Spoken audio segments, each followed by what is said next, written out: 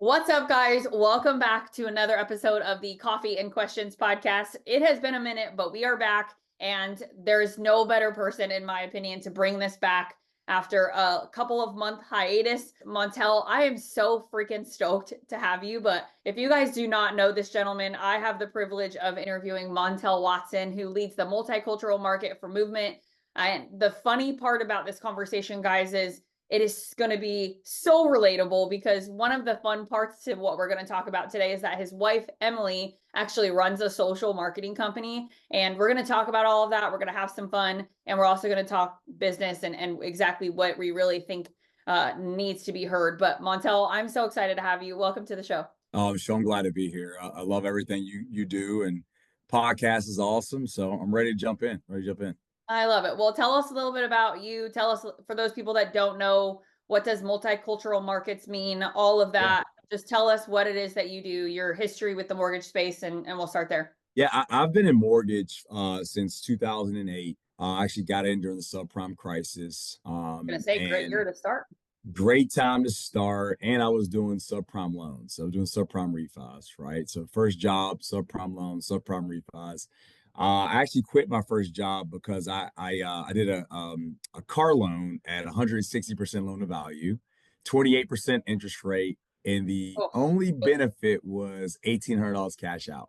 And for me at the time, it was a life-changing moment, Michelle, where um, I went to my sales manager and I was like, this is not what we should be doing for the customer, the consumer. And they said, no, you have a benefit. The $1,800 cash out was benefit. And I said, no, it's not. And that was my last day. That was my last day. For me, I moved on, went to PNC Bank and also TD Ameritrade. I actually switched careers. I went Series 7, 66, grew a book of business, had some success. And then luckily, I'll tell you, the mortgage industry is very much like the mafia. Once you're in it, you can't get out of it. And it pulled me right back in. And I had the pleasure of meeting Casey, our CEO, Casey Crawford. We became really good friends through our wives. Our wives were CrossFit athletes, some of the best CrossFit athletes in the world at the time. And so we got to meet traveling the world, watching them lift weights. And then my wife got so sick of me talking about how cool movement was. She was like, why don't you go work there? And so I called Casey up, and 8 months later, I was here, and I've been here for almost 9 years. And I lead our consumer direct channel. I lead our multicultural markets. I lead a little bit of market expansion as well. So I'm very passionate around the multicultural markets and diverse markets. That's something I'm extremely passionate around and love to help people of color get to experience the dream of home ownership. But yeah, it's a little bit about me and my mortgage history, and I love mortgage. It's fulfilling, it's addicting. I don't think I can see myself doing anything else. It's so funny you say that because people ask me all the time, how did you end up doing what you do for mortgage? And I'm like, I don't know. Like, how does it happen? Like, it just sort of does, right? And I think we all Yeah, end up in that place where it's sort of like, I wake up one morning and, oh my gosh, well, I guess I'm a mortgage specialist. I don't know why that happened or how that's that right. happened or what, but here we are. And it's funny too. I did not know that about your wife, but I did know that about Casey's wife. I was a competitive CrossFit athlete for 7 years, and just this morning I actually texted my current CrossFit gym owner pictures of me from regionals because I had been Wow. to regionals 3 years in a row, and my final year of regionals was actually the year before they took it away. So your wife would know this, Casey's wife would know this, right? But Yeah, regionals went away, and that was in 2018. It was, to put it frankly, I'm a very authentic person, as I know you know, but that was one of the worst years of my life, right? Like when yeah, CrossFit was taken out, or when regionals was taken out, CrossFit was also taken out of my life. And not because I didn't love CrossFit, but just because where did we go at that point, right? Now yeah, all of a sudden it was sanctionals and all these things changed, and it led to a ton of depression and a ton of other things, right? And I think there's sort of a bond that we have with other CrossFit athletes when we've been through that. Now I yeah. just CrossFit for fun, but so cool to see that your wife does that too. I knew that about Casey's wife, but I haven't met her and I haven't met Casey yet. So it'll be a fun thing to talk about when I do get to meet them in real life soon, hopefully. But as far as the mortgage side is concerned, one of the big things I really want to talk about is we're at the end of 2024. When people hear this episode, it'll likely be right before New Year's.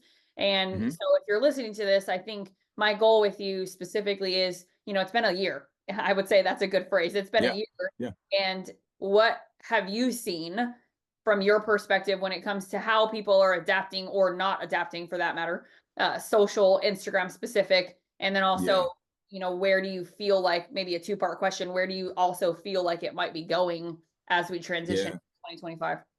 Yeah. Obviously, we had a historical high of astronomical measure of just like loans. I mean, you could walk outside and five loans hit you in the face, right? On accident. Then you go to the depths of the lows on the other side, which quite frankly, Michelle, is mortgage, right? Like that. Now, maybe not as drastic of the expanding and contracting as we've had, but it expands and contracts. And it's a cycle that is consistent in some shape, form, or fashion. And I think that mortgage professionals need to be as prepared as they possibly can be, um, consistently prepared as they possibly can be for that expanding and contracting. This year, obviously, probably, a lot of people were hoping for more than what they got, but there were a little snippets of rate improvements that people were able to receive. Now, obviously, you want to have a little bit more of supply, right? I hope, I'm hopeful that new administration can help for Mm, 2025 when it starts to think about opening up the regulation for building homes faster, more efficient, and with less cost, right? Because I mean, that helps when it comes to the supply and demand that we have out there. I think you have the pent up demand, and there is a need for the supply. I think everybody's seen a lot of the numbers on that, on how far behind we are with builds. mm. So there's that opportunity. You have, 50% of people are saying one thing, 50% says the other thing. And, I definitely have no idea what will happen. I am consistently optimistic at all times. And I do feel if you are an originator, you need to always differentiate yourself with your brand. And what better way to do it than on social? I mean, it's for gracious sakes, if you're not doing it, and not leveraging technology in some shape, form, or fashion, not leveraging social, um, I encourage every person to do it. Right. I think you're behind, but you not too far, right? And I know you probably know this a lot better than others. Like the algorithm actually will they want the new person that doesn't have the followers. They want you like that. They would love to have you come on and create content. And so it creates such a great opportunity. I just look at everything as a glass half full experience. It won't be easy, but I think 2025 consistently presents an opportunity. You just gotta be prepared for it. You gotta be prepared.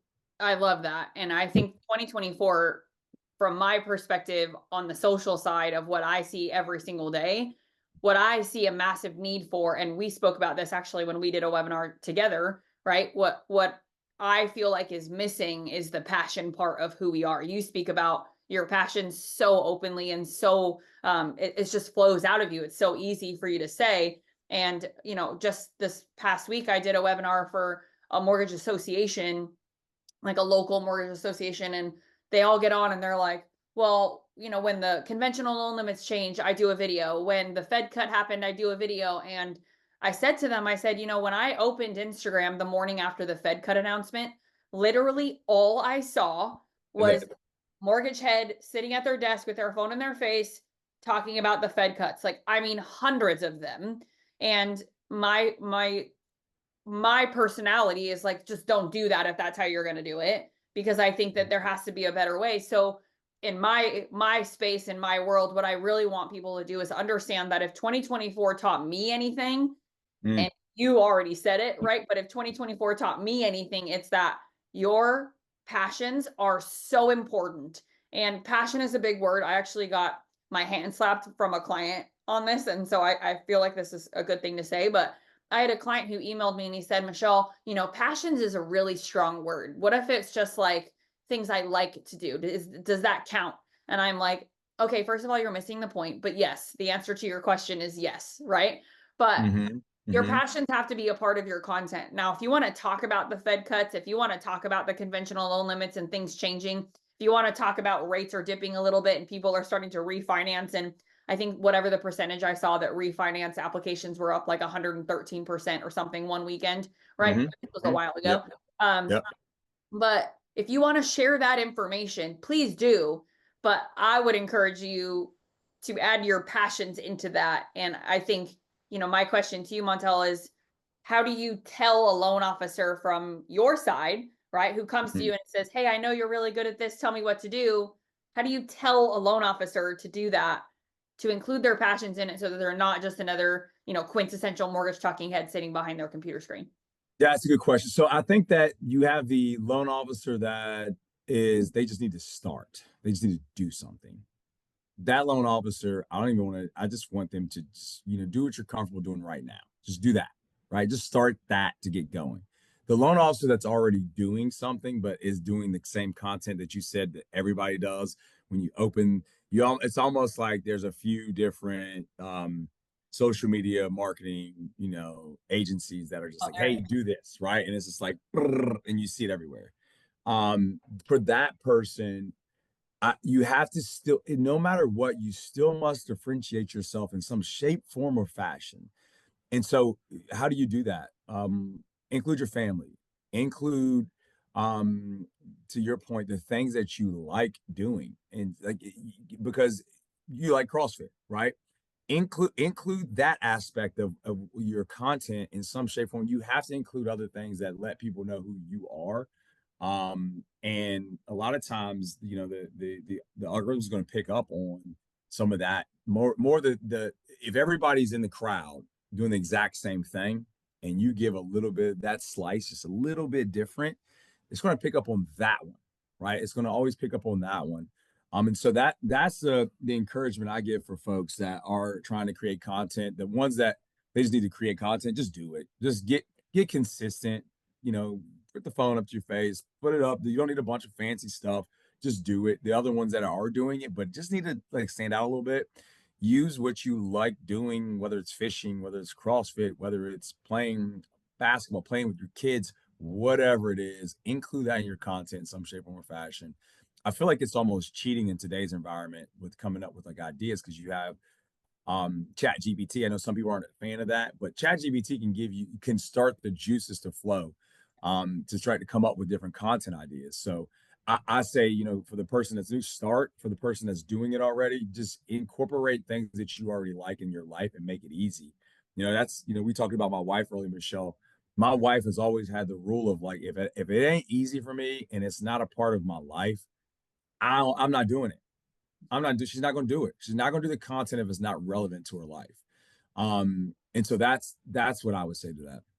No, I mean, it's a perfect response. I couldn't say it better myself, truly. And I do this every single day, right? I think the biggest thing I will tell people too, to just piggyback off of you is, I have a client who just started and he's like, I'm totally confident doing video. I don't care. I'll get on video. I'm not scared about it, but I don't know what to say. So I feel like I kind of ramble, and which is fine. And if you looked at his content beforehand, he's that guy. He's the guy getting on video in front of his computer talking about the Fed cuts, whatever it is. And so I asked him that question. I said, hey, what are some of the things that you really enjoy doing? And he goes, well, I really like bourbon. I'm like, cool. Okay. So you have a whole bourbon collection. He sent me a picture in DMs. He sent me a picture of like his whole bourbon closet thing. And he even said, he's like, I don't really drink it. I just kind of collect it. And I'm like, well, that's cool too. But I said to him, I put him through my process of build an analogy between your love of bourbon, right? And explain why you love bourbon so much. And it's 2 to 3 sentences, right? It's not a crap ton of information, but if you can give 2 to 3 sentences, that's super helpful. So create an analogy between your love of bourbon and pick a pain point, right? Pick something that you solve for your clients and ask ChatGPT to build an analogy between those two things. And all of a sudden he did that. He posted a video about bourbon. He was holding a cup of bourbon in front of him, or a glass of bourbon. I shouldn't say cup, a glass.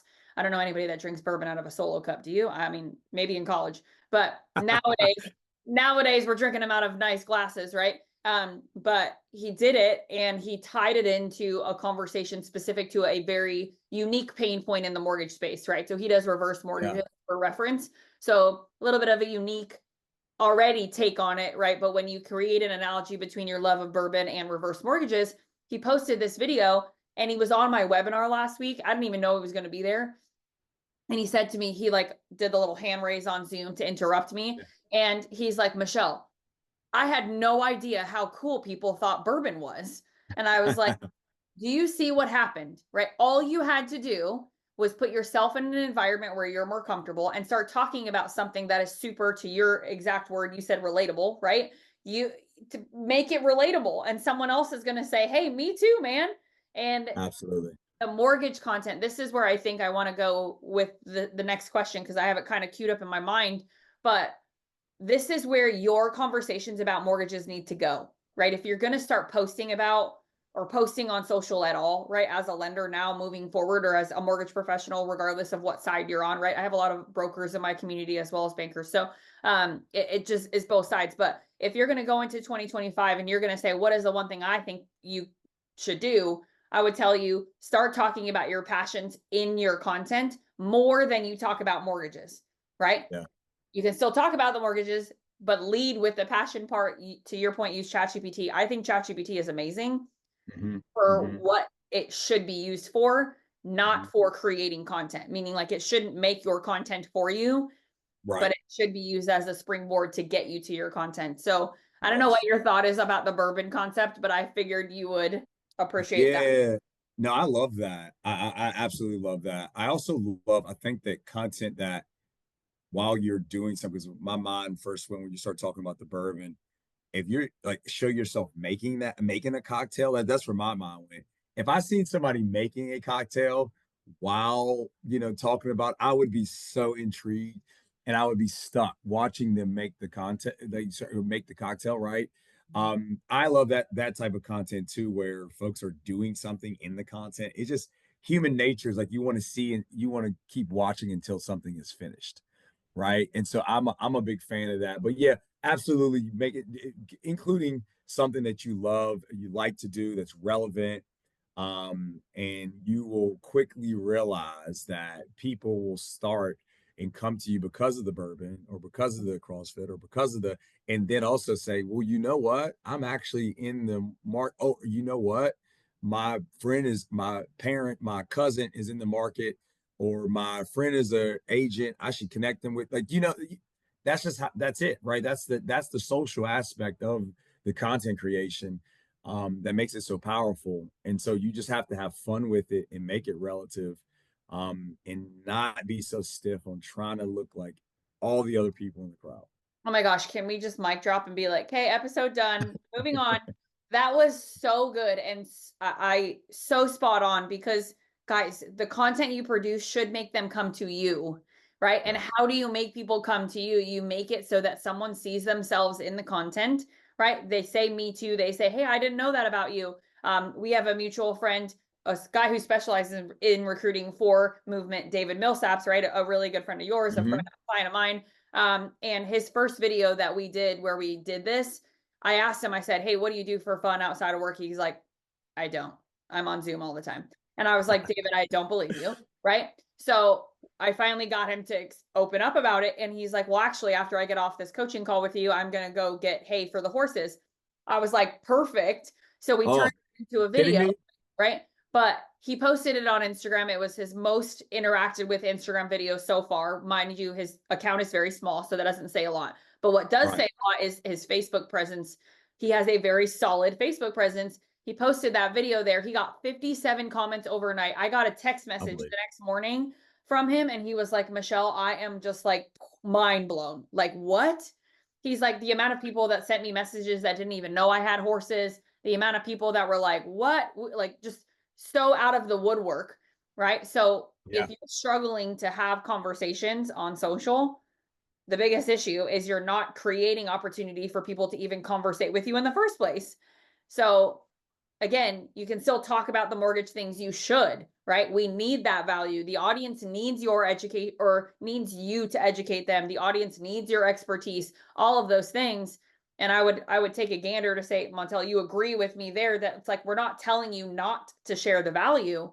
We're just telling you that your content should create connection. And if it's not, then you wonder why. You wake up and say, well, I'm not getting any engagement, I'm not getting any messages. Well, excuse my French, but no shit.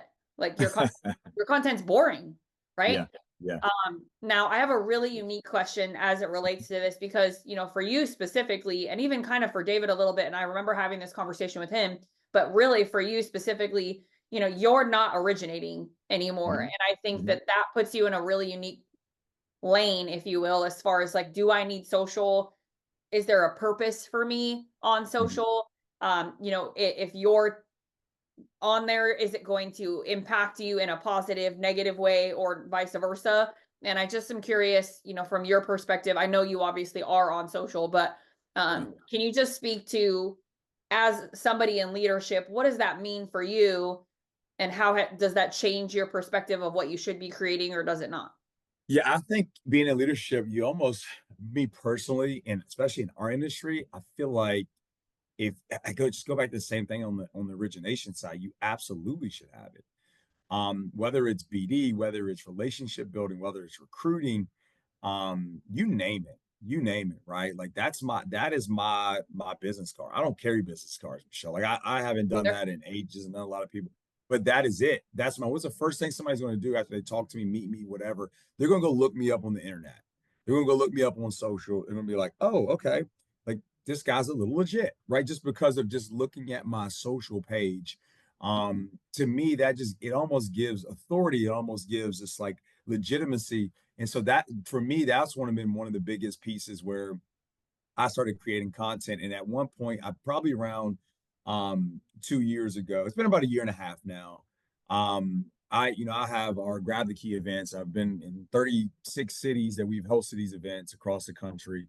And I had the Minnesota Timberwolves, their chief people person. He came out and spoke at one of the events. And I just asked him, I was like, hey man, like you're good at speaking. And I stole other speaking engagements I've been at, I've stole some of his stuff because he was so good. I loved it. And I just asked him, I was like, how did you get to the point where you're getting paid gigs? And he was like, man, honestly, the biggest piece that changed my life on getting paid gigs, he goes, yeah, I wrote a book. I haven't made any money from the book. The book gives you a little bit of legitimacy. He goes, but I started posting pretty consistently on social. Um, and I just do my piece of content that I do and I deliver because I don't have a lot of followers, but people go and they go to my page and they see that, they see who I am, they go listen to my content. That was one of the biggest pieces for me to get paid gigs. And I was like, wow. Um, Very simple. It's not rocket science, Mm-mm. right? Not rocket science. And so I was like, you know what? I'm going to try it. And like, lo and behold, what happens? Like, I get 2 paid gigs by literally just going and start posting around things that I'm passionate around. Mhm. And Coach Bill Hart, you said you had Bill Hart on Yep. previously. That's my coach, right? I love Bill, and Bill held me accountable to that. And man, that I mean, just that simple thing going on, being consistent and posting. Even for me as a leader, there's other pieces of my life that I am passionate around. And as a leader, I want other people to see that, right? I want them to see that, and they have an opportunity to do that through social.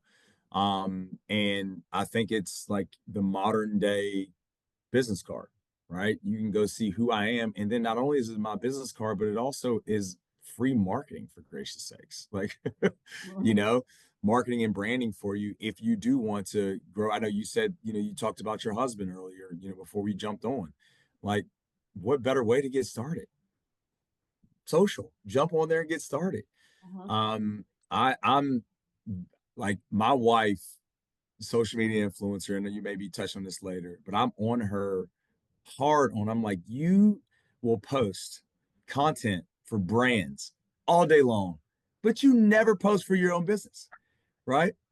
We're And always last, Montell. We're always and, last. Okay. and I'm like, anytime, but here's the thing, Michelle, anytime she posts for her own business, guess what happens? She She gets gets business. business. Yep. Like, and so but I think as leaders, man, it's pivotal in the world that we're in today. And why not?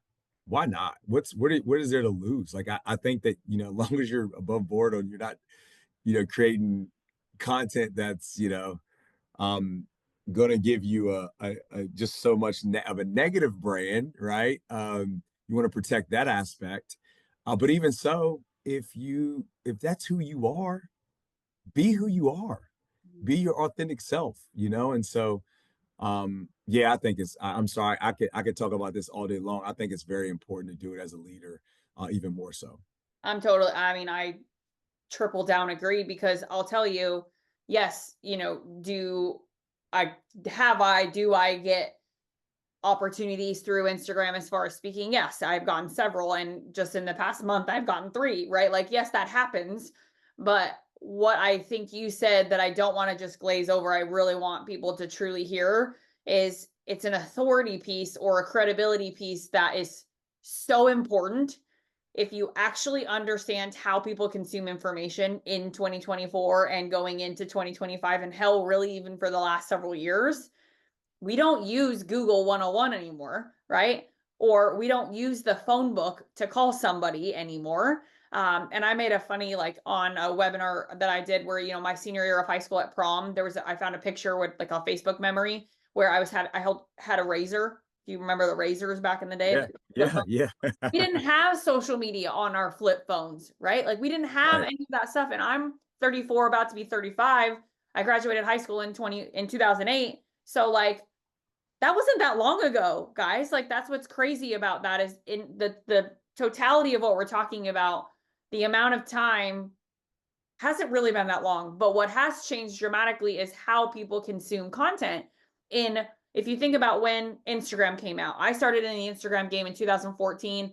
Instagram was barely a thing. Like, really, the last year to 2 years prior to that is Yeah. probably when it officially, like, started, right? 2012-ish. Because I remember graduating from college in 2012, and my undergrad degree was in journalism and psychology, but my master's degree, where I ended up leaning towards, was social media PR, which that was not even a thing. Like, nobody had even heard of that. Yeah. And there was only 2 programs in the country that were 100% online that were available to me at the time. There was a couple in-person ones, but only 2 online. And when I called my parents to tell them, hey, I was going to do this master's program in this, they were like, what is that? Right? Coming from my parents' generation to now. And so I say all of that to you and to the audience to say, the opportunity that you have as a leader right now, the opportunity that you and I have, Montell, as people who are trying to help get other people to do this, is that if we don't do it, what credibility do we have to tell you to do it? Right? It's like hiring a coach that doesn't work out. Like, why would I go to the CrossFit gym and have a CrossFit coach coach me when they can't lift a barbell? Like, why Right. would I That's do right. that? Right? If I want to hire a coach to help me run a half marathon in an hour and 50 minutes, why would I hire someone that's overweight and looks like he's never run a day in his life? I'm not going to. I'm just not. Right? Yeah. So why would I come work for you, Montell, right? Or why would I come work for any of you listening to this as a leader if I don't see you on social? Because that's the thing. And you also kind of glazed over this, and I don't want people to miss it. What's the very first thing that someone does as soon as they meet you, and I shake your hand, and you say, oh yeah, I don't have a business card, go get me on Instagram? Because that's what I do. I do the exact same thing. Mhm. I haven't had a business card in 10 years. Yep. And sometimes people get kind of annoyed. I don't know if that happens to you, but people get kind of annoyed. They're like, ugh. I'm like, well, welcome to 2024. But the reality of how the human psyche works is we naturally are inquisitive. We want to know, is Montell, is this guy who we actually think he Yeah. is, based off meeting him in real life, or based off of hearing about him, right? Referral based marketing. So and Hmm. so, oh, you need to go meet this person. Okay, well, let me look them up. That's the first Hmm. thing that happens. If you are not there, you will lose business. And I'm sorry, but you might not even be in business. I'm sorry to say that out loud, but like, you will lose business. And within the next few years, my guess is 5 to 10 at the very most, you won't be in business, point Yep. blank. Yep. Yep. So please don't miss what Montell said, guys. If you're listening to this, like, rewind it and go back and listen to that, because you're talking, or you guys are listening to someone talk about his job is leadership. His job is to make other people follow him. And he just said that. Okay. So, like, it's so important. Now, I want to have a little bit of fun, Montell. I want to shift gears just because this is fun. And I also think there's a lot of relatability to what we're going to talk about here in just a second. So, As you kind of mentioned a little bit foreshadowing, my husband just started an Instagram like a week ago, legit. He's a strength and conditioning coach for the military. He has been active duty himself for many years. He's now medically retired and he's now a civilian contractor for them. Well, the reality, guys, and nobody would be surprised by me saying this, the corporate ladder and the red tape of the Army is disgusting, frankly. And seeing my husband come home and being sad and upset about the things that he can't control and not being able to support the soldiers the way that he wants to or thinks should be, it's hard to watch as his wife, right? And as someone who is so passionate about serving the military, it's hard to see him like that. So one of the things that he's made the decision to do is transition into being an online coach or a virtual coach for the guys that want to go into special forces or the guys that want to be able to do tactical training, running marathons, doing ultra marathon type. He has a Green Beret right now that he's actually training for an Ironman. Right before, ironically, he's about to do the Ironman right before he goes into selection, which is kind of stupid in my opinion, but hey, not my body. And he's like 26. So he recovers a little faster than we do, right? But I say all of that again to make a point of my husband is transitioning into getting on social. But what's funny is I've been in the Instagram game for 10 years. When he married me in 2019, I almost said 18, 2019. He knew I was in Instagram, he never once downloaded it. He hardly ever used Facebook. So it was kind of funny, right? Our house was like, we have enough. And his comment used to always be, we have enough Instagram in the house. I don't need it. And it was true, like for sure true. But him being married to me as someone who does social all day, every day, he got kind of sick of it. And he would lean over on the couch and be like, dude, babe, what are you doing on Instagram where we're trying to watch a movie? And I'll be like, sorry, I'm responding to a client. And in his brain, he didn't really understand that. So I'm excited about this because you're married to a social media girl and Yeah. you see it every single day. So what is it like being married to one Mhm. while also trying to manage kind of your own Yeah. persona, if you will? Yeah. No, I mean, gosh, it's been years now, right? Decade and a half, almost 2 decades of her doing her thing on social. But I'll tell you, Michelle, I've always really truly encouraged her on it. Like Mhm. on the early days before it was like what it is now, I was always like, man, lean into it. Because before that, it was blogging. So she would blog, right? Mhm. Blogging was popular. That was hot. Interest. Yeah. And so then when this popped up, she was still CrossFitting. And I was like, man, post everything, post it all. And so it's just a part of our life. It's a part of our life. And I tell you, it's, obviously sometimes like we have 4 kids as well, right? So 4 kids under 8, and the kids don't care about any of that, right? So whatever they got going on is the most important thing for them. Mhm. And so sometimes she wants to incorporate them, and it ain't easy incorporating, kids under the age of 8 in any type of content. And so I tell you, some of the hardest pieces of it, and this is where it goes back to the comment I made around it has to be a part of your life, right? It has to be easy. We started a YouTube channel.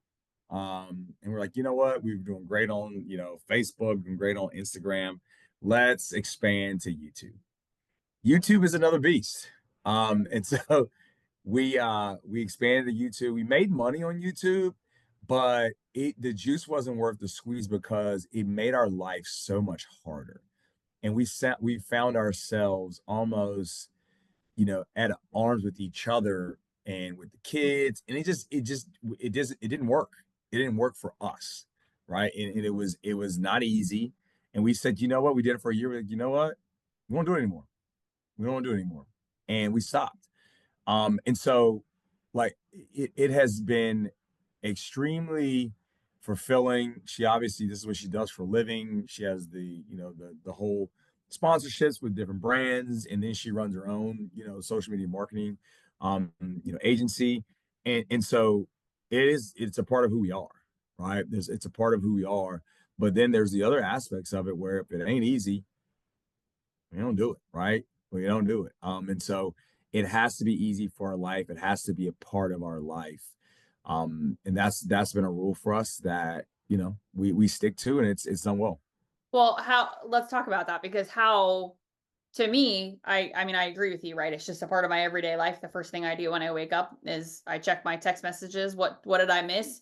I go to bed at 7:30 every night. People laugh at that, but I'm also up at 4:15, right? Yeah. So I get up at 4:15 and I get 2 hours worth of work done before my son, walks up to his bedroom door and says, "Mom, I'm done sleeping," right? Like Yeah. Yeah. 6:30 on the dot, man. Like the kid Yeah. is off work, but I get up really early. So the first thing I do when I open my phone is I check what text messages that I missed because I inevitably did because nobody goes to bed at 7:30 aside from us parents, right? And even some of the parents that I know don't. My next door neighbors, for example, they don't go to bed till like midnight and they have 30 Yeah. kids. And in my mind, I'm just like, how do you function? I do not understand. We love them, but my brain doesn't compute that, right? Yeah. But the reality for me is I check my text messages, I open Instagram, and then typically my third thing is I open Facebook Messenger because I tend to get a heavy influx of Facebook messages overnight, especially if I've posted something the day before. But as a creator of content myself, right, I'm in the same boat as your wife. Like I'm way more focused on all of my clients and all of the people that Mhm. quote unquote like report to me more so than I am myself. So to your point, if I can't do it easily, like there's just no way that I'm doing it like at Yeah. all. So what Yeah. does that mean for you? Like if you can give us like something tactical there or like Yeah. tangible for people to actually like, oh yeah, that makes sense. What does easy mean to you and how would you Yeah. articulate that? So I just go back to the whole YouTube experience where um we tried to do because a lot of what my wife has done has been herself, right? Now, obviously, like now where she is, she has other people that work for her on the agency side. She has people that do her editing on her videos, etc. But when we first started YouTube, it was us, and it was difficult when it related to our like everyday life, like wanting to play with the kids and not like oh no, we got to do a video, and we the video is like playing with the kids, but we had to, oh no, do it this way. And there's a lot of those families out there that do it, and they do it phenomenally well with their young kids, and they do great with it, right? Great followings, make a lot of money, but it just didn't our family, it didn't fit, it wasn't easy, it didn't flow, and it became work, if that makes any sense. Was it like the It just it, actual act of going and recording the content? Is that what you're talking about? Or was it yeah, the act of recording the content, the act of editing the content, and we still do that today. We still go do content, but when it required us to do it consistently with our kids, and it didn't flow well for our life. It just didn't. mm, Um, and it's long form content too, Michelle, right? That long form content is not easy. It is no. not easy. It takes production, post production. It was hard. It was hard. And so when you start thinking about social in that vein, and that it just the everyday of doing it, and I'm holding the camera, she's holding the camera, and do it this way, and it wasn't fun. It wasn't fun. It became work, which what she does now is work, but it's easy for her. It's an easy thing that flows. So hopefully that makes sense. No, I think it makes perfect sense. And, I just even revert back to how it feels when I have to make content sometimes. And, I was in Nashville earlier today for a PRP injection in my shoulder for anyone that's familiar with PRP. Not the funnest, but I was like, hey, I'm in Nashville. I'm going to go to a fun coffee shop and experience it. Right. And in the moment, the first thing that came to my mind is like, people need to know about this coffee shop. It's freaking beautiful. It's a Yeah. flower shop inside of a coffee shop, like so cool. Yeah. And so I just recorded literally a 5-second clip of like me walking in the front door. And I didn't do it. I didn't do the 5-second clip until I had already been in the coffee shop. That's important, right? Yeah, that's a good piece. I'm already in the coffee shop. I'm enjoying it. I'm present in the moment if I open the door and I'm walking in. But then Hmm. I'm like, light bulb, oh my gosh, this is so cute and people need to know about it. So all I did was just say, hey, to my girlfriend, watch my kid real quick. I'm gonna go run outside of the front door and just take a 5-second video of me walking in. But that's where you have to find the content, right? Because the content is all around us. But it's a Hmm. matter of, are you doing something that you enjoy doing? Right. I love coffee shops. Those, everybody knows that about me. I'm a diehard hole in the wall coffee shop person. Um, So I go and I enjoy this experience, but for me, the best way to make content is I'm present in the moment of when I'm That's good. experiencing something. And then I say, shoot, like this is worth it. Right. And then I Yeah. have to tell myself, okay, I have to take the 20 seconds to go outside and walk back in because Yeah. that is where the content lies. But most people don't think like that. And I think to your point, right, if you're doing things where I'm going to the coffee shop and I'm going to the coffee shop because I have to record a video, Yeah. Yeah. Yeah. you're going to miss the magic of the experience, as opposed to your point, it's going to become work and it's going to get hard. Yep. Um, Yep. but I try to do it the opposite way. I try to like feel and experience and then let my body and my brain kind of tell me this is that piece, this is what you need to go share. And it works for me. It also means that when I do post, which is, every 3 to 4 days, I'm not an everydayer by any means.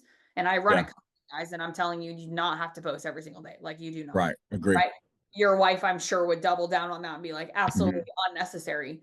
But the reason I don't post every single day is I want to make sure that when I do post, it feels like that. It feels Mhm. that good to me where I'm like, boom, that was really, really good. And I Yeah. know authentically that that's how I want the world to see me. Yeah. Uh, That's good. so thank you for all of this. This has been amazing. I have one just final wrap up question, but really it's more about how can people get in touch with you, because I think my big question is obviously 2025 and movement as a whole. You guys have a Yeah. lot on the docket, tons of things coming up from what I'm hearing. And so if you wouldn't mind, just tell us, one, how do we get connected to you? And then two, Yeah. what do you have coming up with movement that someone might be able to get dialed into if they want to? Yeah, absolutely. Well, you can definitely find me on Instagram at Montell3, Montell3. That's where I primarily hang out on IG. But it's gosh, for movement on 2025. We're doing a lot of cool stuff as it pertains to our customer for life experience for the customers that we service loans with. A lot of amazing stuff when it comes out of our marketing department and in the technology that we're rolling out. That integration with technology and marketing is a big thing that we have a focus on. Michelle, I'm sure you probably heard that from speaking to some of our folks. Everybody's super excited around it. Just helping people stay connected with their current database. There's so much power and gold in mining your database, and I think that a lot of folks don't take advantage of that, and they should. It should just be a part of what you do on a consistent basis. The same way we're talking about social, should be the same thing that you should be doing in your database. And even, I've heard you talk about this, is that trying to take time to say, okay, some of the folks that are in my database, am I also connected to them on social, right? And so trying to make that integration is a big piece of where we're going in 2025. We're super excited about it and being able to provide opportunities for loan officers and for me on the diverse and multicultural market aspect, we continue to try to innovate with product, continue to try to innovate with community engagement and the partnerships that we have. And so that's a lot of other things that we have coming up. So I'm super excited. I, I love it so much. I enjoy so many of you guys that I've had the pleasure of meeting more over the last year. I pretty much only knew Bill for like a while. And then I feel like in 2024, it was like the movement wave. All of a sudden, it was like so many people within movement I all of a sudden knew. So it was really cool. And it's been really, really fun to get to know you, to get to know some of the other people. And I just know that there's a lot to come. And I think that there's also Sure. a lot of really positive things that people can learn from being dialed into what you guys are doing. So I appreciate you. I know that my audience will appreciate this time that I got to spend with you. So thank you for being on the show. And for those of you guys who are listening, if you loved this episode, please reach out to Montell. Tell him that you heard him. Tell him that you enjoyed it. Obviously, I'd love to hear that too. And more importantly, if you guys have any ideas for other people that you'd like for me to interview, please feel free to reach out and give me some feedback there, and I'll do my best to get them on the show. But until next time, guys, I'll see you in the next episode of the Coffee and Questions podcast. Have Michelle.